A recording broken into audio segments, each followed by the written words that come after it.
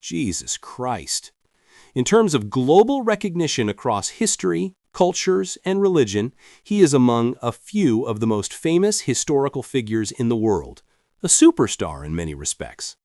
The Bible tells us of Jesus' miraculous birth, but what has been written or told about where he was taken by his parents after they were warned about King Herod? The Bible tells us that they went to Egypt, but where exactly did they go, and what did they do? Let us now go on the journey with Jesus during those hidden years as they are described in ancient traditions and writings in Egypt and Ethiopia.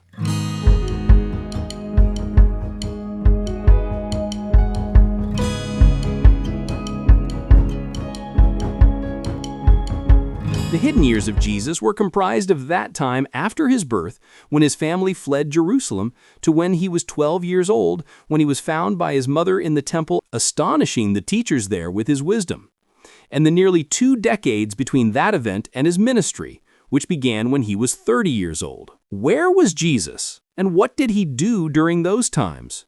From ancient traditions in Egypt and Ethiopia, we now explore the astonishing secrets of the early hidden years of Jesus Christ.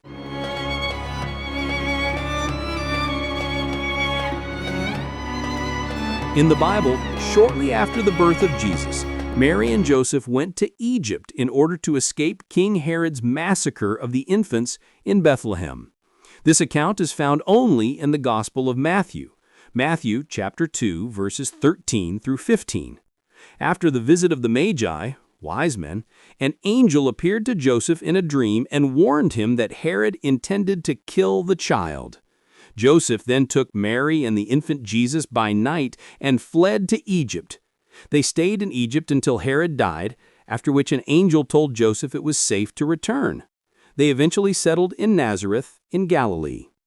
While the Gospel of Luke describes different early events, such as the presentation at the temple and the return to Nazareth, only Matthew records the flight into Egypt. The Bible itself does not give a specific length of time for how long Mary, Joseph, and the child Jesus stayed in Egypt. Matthew only says that Joseph and Mary took the child by night and departed to Egypt and remained there until the death of Herod. From history, we know that Herod the Great died around 4 BCE. Since Jesus is believed to have been born between 6 to 4 BCE, the family stay in Egypt could have lasted a few months up to about 2 years, depending on the exact timing of Jesus' birth and Herod's death. The early Coptic Christian tradition in Egypt gives a much more detailed story. It holds that the Holy Family traveled widely in Egypt, staying in places such as Old Cairo, Mahdi, and Upper Egypt. The Coptic Christians are one of the most ancient Christian communities in the world, and their roots go all the way back to the earliest days of Christianity. The word Copt comes from the Greek Aegyptios, meaning Egyptian. In the Christian sense, Coptic refers to the native Egyptian Christians.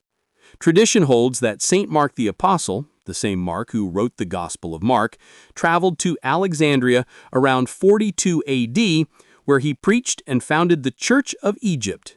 This makes the Coptic Orthodox Church one of the oldest Christian churches in the world. Coptic sources often say the Holy Family remained in Egypt for about 3 years and 6 months. According to Coptic stories, when Mary, Joseph, and the infant Jesus fled from King Herod, they entered Egypt through Pelusium, Pharma near Port Said, where stone idols fell as they came in. The Holy Family sought shelter in Bubastis or Bastet, which was a famous city in pharaonic times dedicated to the cat goddess Bastet. Local tradition says that the Virgin Mary prayed for water to quench their thirst. A spring of fresh water miraculously appeared. This spring, northeast of Cairo in modern Zagazig, has become a sacred site, remembered as one of the many miraculous wells and springs connected with the Holy Family's journey across Egypt. Coptic Christians say that when they reached the Nile, Mary washed Jesus' clothes, which sanctified the river. This place is now known as El Mahama, or the bathing place of Mastorid. It was also here where they boarded a boat and the waters calmed, allowing them to sail safely to the other side. The church at Mahdi commemorates this event. Farther south, they stayed in the crypt in Abu Surga, in the Babylon fortress, which is preserved as a pilgrimage site beneath the church there.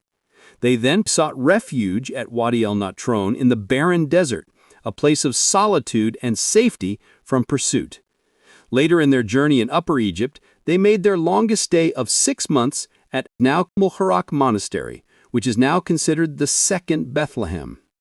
Now, let's explore what the Ethiopian Orthodox Tewahedo Church says about the hidden years of Jesus. The establishment of the Ethiopian Church came in the 4th century in the Kingdom of Aksum, modern-day northern Ethiopia and Eritrea. 2 young Syrian Christian brothers, Frumentius and Eidesis, were shipwrecked and brought to the court of the king, Ezana. Frumentius taught Christianity to the royal household and later went to Alexandria, where he was ordained as a bishop by Saint Athanasius, Patriarch of Alexandria.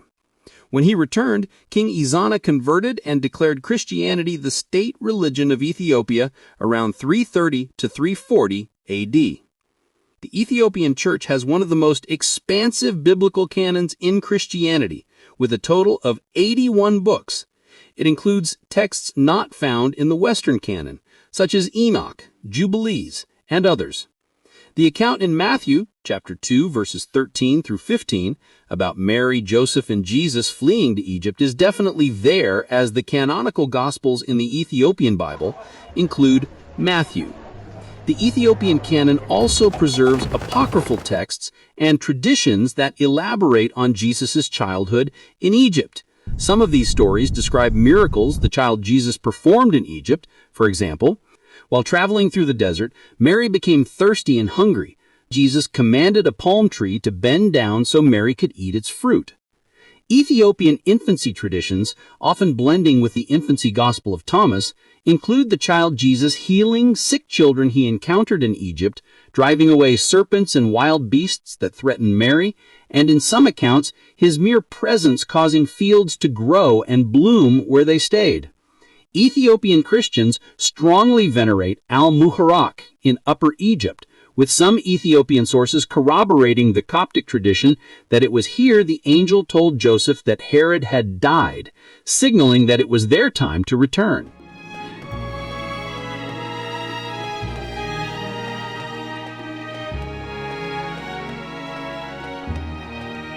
And so, across Egypt, the venerated springs, crypts, and monasteries still stand, silent witnesses to the journey of the Holy Family in their journey to escape Herod. The footsteps of Christ are remembered not only in Scripture, but in stone, in water, and in living faith. A reminder that Africa too was blessed by his presence in those early hidden years.